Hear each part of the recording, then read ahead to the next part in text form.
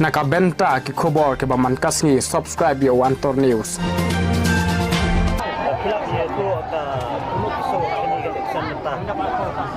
Kini ga election ta da kalong ga mo kalong kum ga election ga ba kham katpang asoyong mo ni pej ni wai kawan makarpang te I bagi paj ba ki song chet ma kini ga election I menta mo ni kum ki nong kersan jo UDP I ba ladap nyo ki buat atam ga UDP tinap na jikman mo nak kalian kejongi kipat ba ngikwa ba uni UMLA batmai jongi unra kan yang kejongi jongi kipat ba kamtam nakamta ka ni ka tungkam tungjak mo I ba kalano siliang nak kalian kejongi kwa ba uni UMLA batmai jongi unra kan assembly kan banekaran banesa yang minta kipat ba bagmujuru I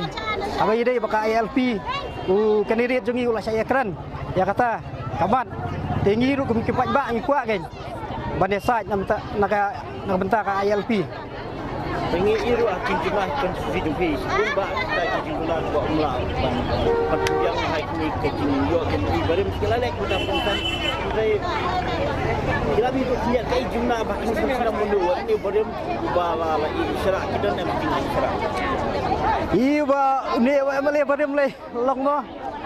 isu ajing mentoi tanggi ya kijing mentoi simat kalong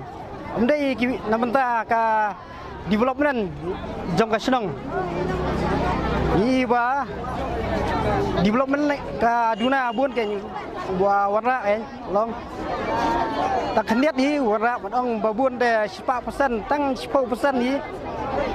mo dang ipek kat deputy chief minister Ukraine ni kentien kumto Ukraine dang apeknya hajing pek jongi kipat ba gi kum mo ngapek ba kajing long jo udong long kum kena kajing mut jepat ka jong umpat long re uba la kasan hima mo la kham biar kata kajing mut jepat udong long kum kena kajing kum no Ukraine kat deputy chief minister Ukraine kumto ni nak kalian jongi kinong sayang ni pram jori kalirim dah ngila kubur perston te somlin ru ada kalirim ni lagi ko kubur naik ba jong ke dalam ini ko kubur naik ba ke dalam ini hadi ka jong ini ka kubur nak kalian jonga te kalong ban mo